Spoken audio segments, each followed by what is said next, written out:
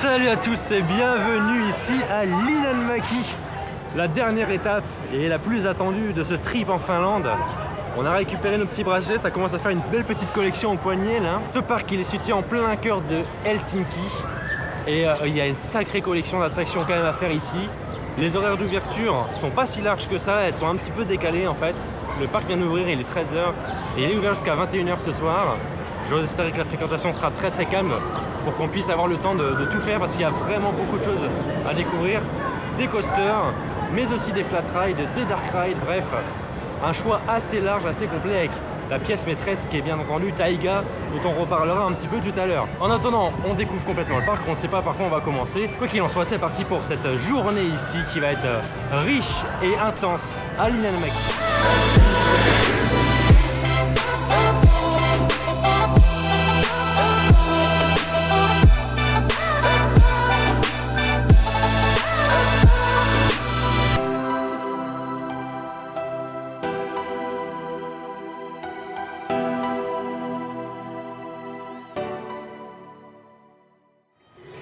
Bon, Taiga, l'objectif c'est que ce soit le 500e coaster, en tout cas mon 500e coaster.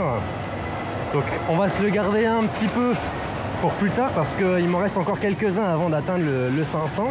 Comme on connaît pas du tout le parc, on fait dans l'ordre et on va commencer du coup par Tulireki qui est un coaster max avec des nacelles assez particulières. Alors ce coaster il a clairement pas une bonne réputation, donc c'est pas une si mauvaise chose de commencer par ça. Je vous cache pas que je suis quand même très heureux d'être là, hein. Ce parc il était un petit peu dans ma bucket list depuis un certain temps. Bref, c'est parti pour le premier coaster du coup de la journée, le premier d'une longue série.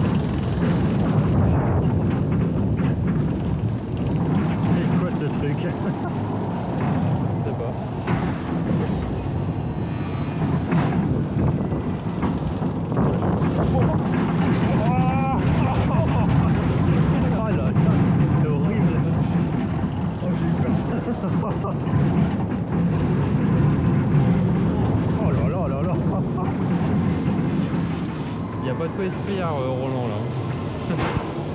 Il n'y a pas de quoi être fier.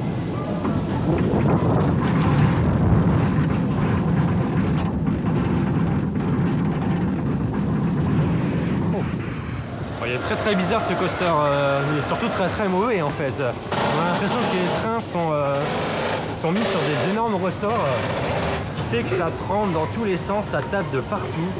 C'est absolument pas confortable en tout cas. Le seul avantage de ce coaster, c'est qu'il a des très beaux points de vue sur Taiga. Voilà, c'est vraiment le seul truc. Bon, on enchaîne avec les coasters et on enchaîne avec les coasters max surtout, puisque juste à côté se trouve Pikajuna. Pikajuna, c'est un power run. Ça, c'est plus une valeur sûre. Coaster familial, mais ça reste une valeur sûre quand même comme coaster. Donc c'est parti pour un petit power run max.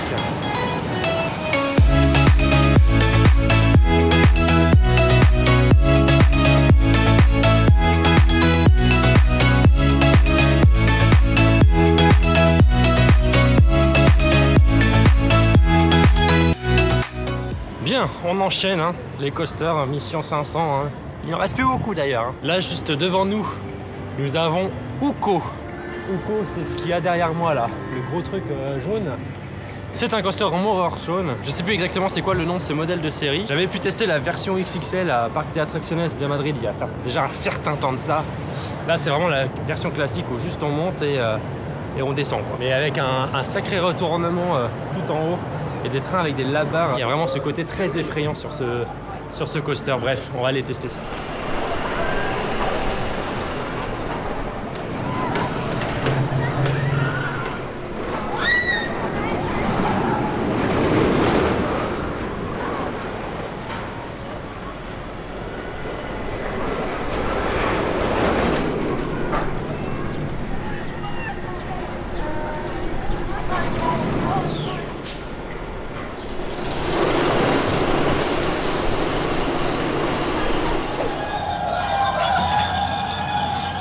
Ah, t'es content?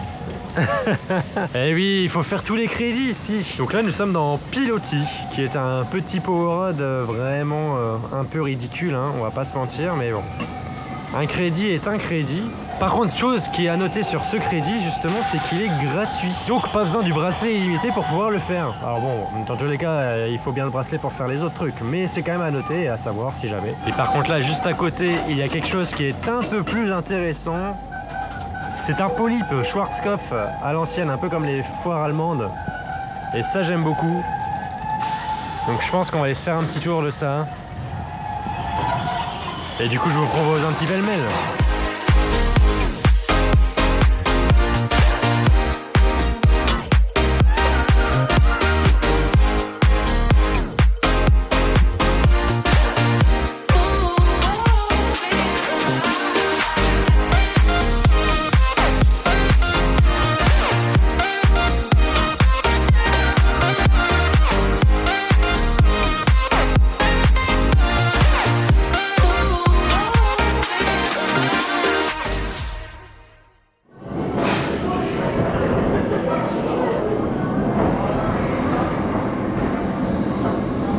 Derrière moi se cache un petit coaster. Et oui, il faut le voir celui-ci. C'est un indoor coaster thématisé sur l'espace. Et en fait, il a une particularité, c'est que maintenant, il a des casques VR qui sont aussi proposés. Nous, on l'a fait sans casque VR et c'était une très bonne expérience puisque le coaster est thématisé. En fait, il fait pas tout noir à l'intérieur. On a de la thématisation, évidemment, c'est une thématisation un petit peu datée, mais qui fait quand même son petit effet sur un coaster. On n'a pas testé l'expérience VR en tout cas, et je ne sais pas si on va refaire le coaster dans la journée. S'il faut le faire qu'une seule fois, faites 100 parce que vraiment ça vaut le coup. Il y a quand même des décors intéressants à l'intérieur. Puis c'est quand même un coaster assez long puisqu'il y a 2 lifts, etc. Donc en tout cas, plutôt une bonne surprise ce petit crédit.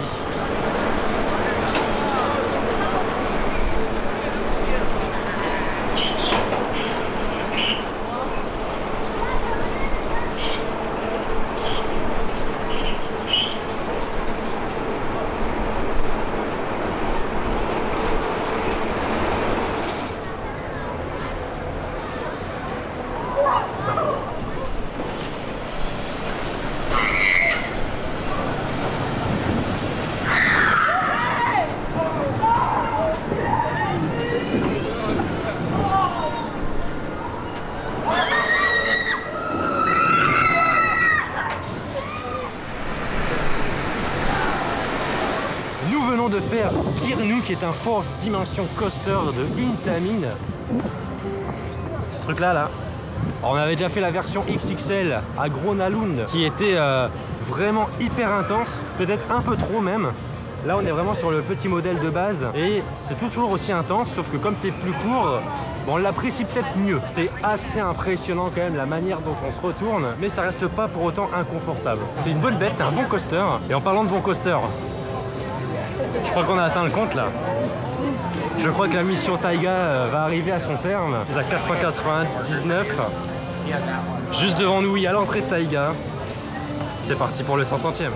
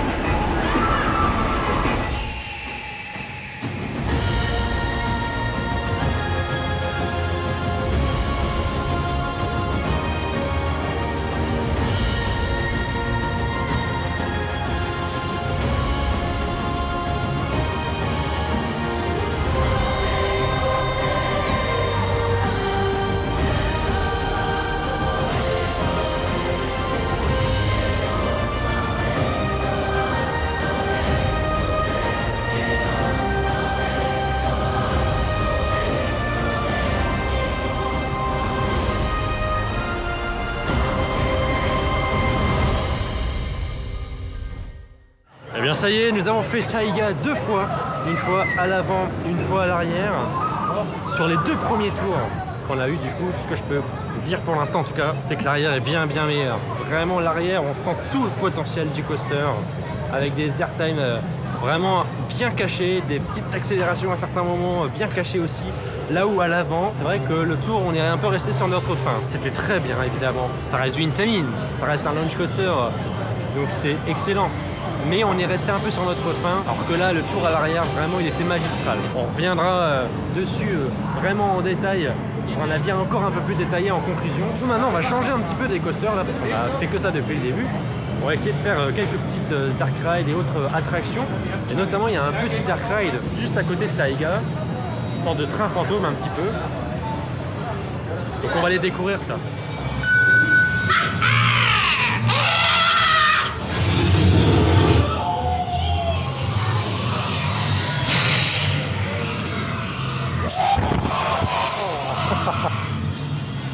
Ça fait son effet ça.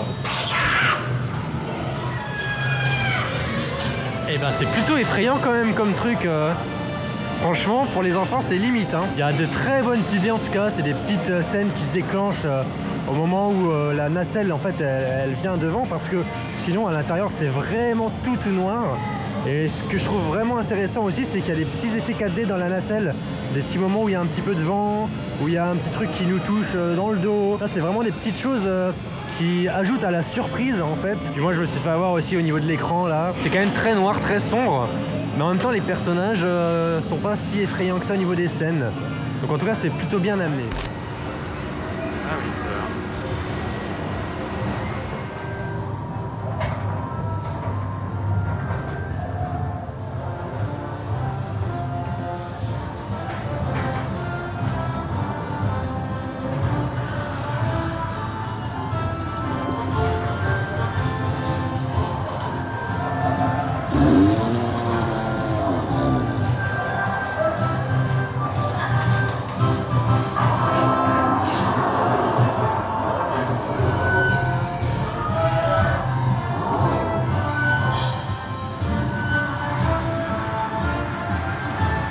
Bon alors autant le petit train fantôme qu'il y avait juste à côté de Taiga était très intéressant, autant le petit Dark Ride Cirque là il est éclaté comme pas possible. Les décors sont pas ouf, le système d'embarquement est très particulier, les nacelles sont petites, pas confortables. On sent que c'est un très vieux truc qui a été fait avec pas beaucoup de budget aussi, mais là vraiment pas terrible. Par contre j'aime bien les trucs un peu horreur, parce que le truc qu'il y a juste à côté là, un peu parcours 3D, etc. c'est plutôt sympa aussi. En tout cas, les effets fonctionnent bien. Après, on fait vite le tour, mais le petit côté un peu palais des glaces, en y incluant quelques effets à l'intérieur, un peu cachés, etc. c'est quand même plutôt intéressant.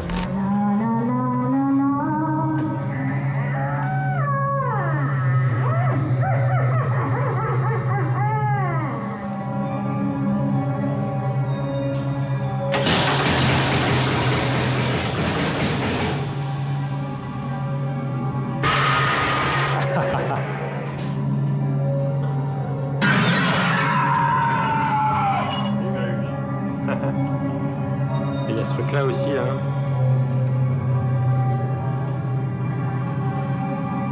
Est-ce que les flèches qui sont par terre nous induisent en erreur ou pas?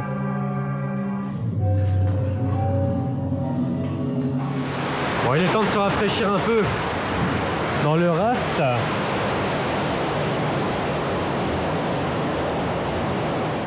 On a vu qu'il allait mouiller un petit peu à un moment donné.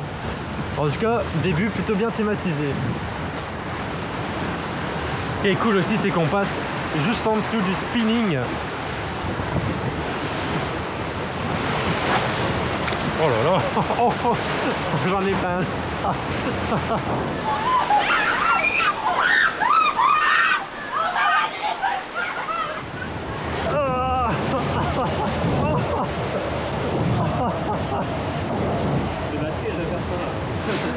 Je vous invite fortement à aller voir ce qui se passe dans ces toilettes, en tout cas sur la partie homme. C'est des toilettes superbement thématisées. Donc voilà, c'est à l'entrée du parc. Si vous avez une petite envie, c'est ici qu'il faut aller. C'était l'instant popo de la vidéo.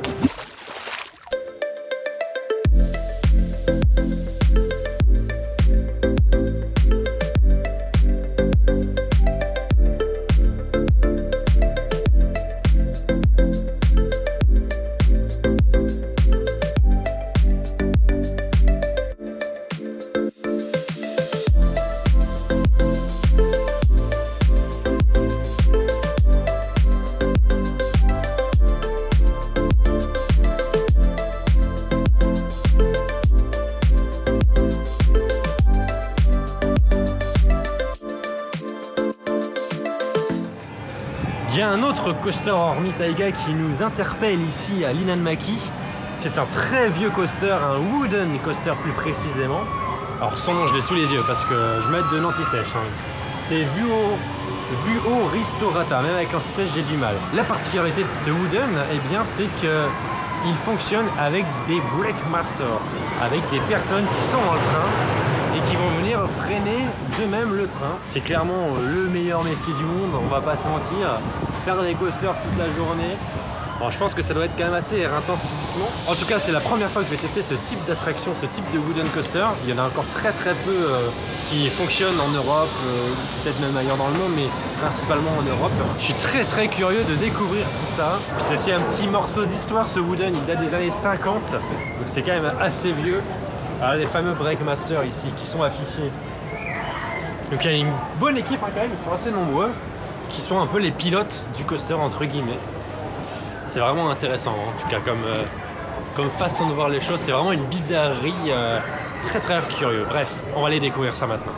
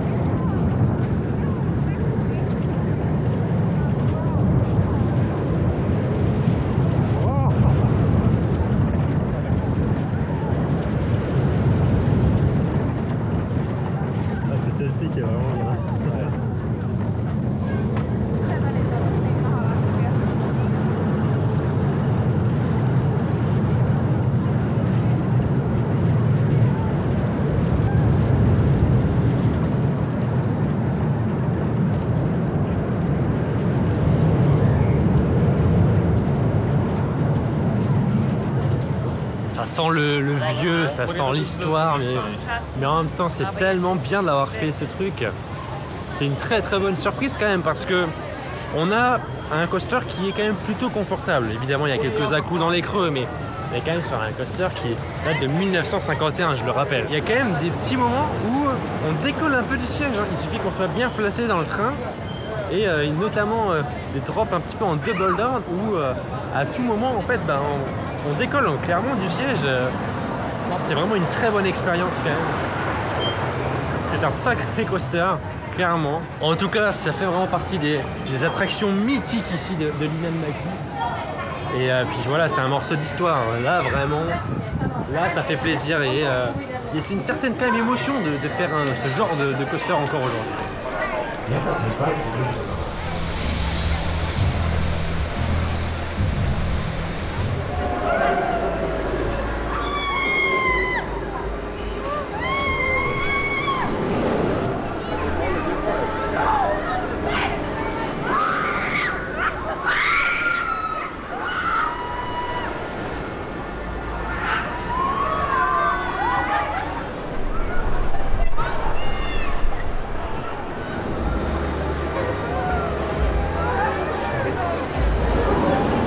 a eu du mal à le faire, hein, ce swingy là, mais enfin, c'est toujours un flat exceptionnel. C'est un balancier Intamin. Pour moi, si on enlève les tours de chute, c'est pas compliqué, c'est le meilleur flat qui existe au monde. Voilà. C'est d'une fluidité, c'est intense dans les creux, il y a de l'airtime, il y a de la légèreté en haut. C'est vraiment incroyable. Et puis j'aime beaucoup aussi le thème de l'attraction, son intégration un petit peu avec les instruments de musique, la sono, la musique qu'il y a dans la file d'attente, etc. Je trouve que ça donne vraiment un cachet à l'attraction et ça l'intègre très bien en tout cas dans l'esprit qui est ce parc un peu urbain. En revanche, il y a quand même un truc qui fait un peu grincer des dents, c'est les opérations. Il n'y a vraiment que cette attraction là, surtout où on l'a senti un peu que les opérations n'étaient pas ouf. Parce que déjà ça prend son temps hein, quand même au niveau des opérateurs, ils sont 3 et ça prend clairement son temps, ça discute un peu au lieu de faire ouvrir les portes aux passagers, etc. La nacelle n'est même pas remplie à la totalité en plus, hein, il y a vraiment des sièges qui restent avec le harnais baissé, donc finalement ça réduit en fait le débit. Alors il n'y a pas grand monde dans la file certes, mais c'est toujours dommage de se dire qu'on est obligé d'attendre un tour supplémentaire alors que normalement on a suffisamment de place pour monter sur ce tour là quoi. Et puis il était un petit peu capricieux, alors il y a eu un petit souci où des ceintures n'arrivaient pas à s'ouvrir. Ensuite il y a eu une petite panne, mais bon, la 3e fois fut la bonne. On a pu se le faire une petite fois et c'est vrai que c'est quand même un flat moi que je trouve vraiment incroyable. Je ne vous en ai pas parlé avant, mais je vous en parle maintenant du coup. Nous allons refaire le spinning coaster Maurer du parc. Refaire oui parce qu'on l'a fait tout à l'heure en fait et je ne vous l'avais pas filmé, j'en avais pas parlé, etc. Mais c'était une très très bonne surprise ce petit spinning. Il est assez doux, il y a des bons petits éléments, ça s'enchaîne bien, le cadre est plutôt sympa. Il est quand même plutôt bien rythmé. Du coup là on a fini, on a fait le tour du parc. Évidemment on s'enchaîne un petit peu de taïga. Mais on s'est dit aussi pourquoi pas refaire un petit tour de ce spinning. Son nom c'est Salama. Je peux pas vous filmer un rail malheureusement dans ce coaster comme dans d'autres coasters du parc. Mais sachez que Salama, eh ben, c'est très très très bien.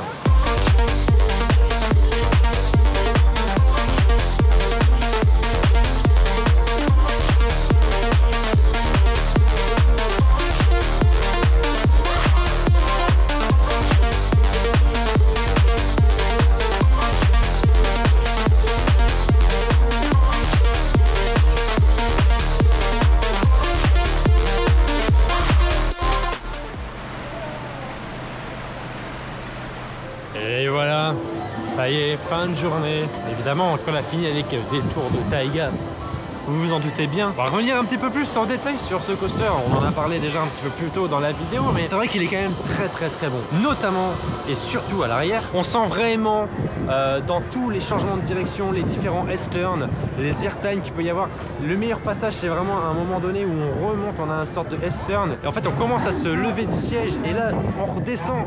Et donc en fait, on reste encore plus longtemps les fesses en l'air, quoi, clairement. Et vraiment, rien que pour cet élément-là, le coaster est vraiment excellent. Moi, il me manque vraiment un truc, c'est une bosse toute simple qui délivre un bon gros éjecteur qui fait mal aux cuisses. C'est vraiment en fait ce qui me manque dans ce parcours pour qu'il soit parfait et que ce soit vraiment un parcours catalogue de tout ce que les machines Intamin sont capables de faire en termes de sensations. Parce qu'on est vraiment principalement sur des éléments un petit peu twistés, un petit peu vrillés sur Taïga, ou alors sur des inversions qui passent très très bien, notamment celle après le top hat qui est juste fabuleuse. Mais c'est vrai qu'un bon gros éjecteur très classique, c'est vraiment ce qui aurait ponctué et ce qui aurait rendu le layout vraiment parfait selon moi. Mais vous l'aurez compris, Taïga ça reste un excellent coaster. Il va être difficile à placer dans un top et je pense d'ailleurs qu'il va falloir que je refasse un top bientôt parce qu'il y a des sacrées mises à jour quand même depuis la dernière vidéo qui remonte à déjà il y a quelques années. Bon par contre 21h tout coupe d'un coup, les boutiques ferment, la musique est coupée, les lumières limite des attractions s'éteignent.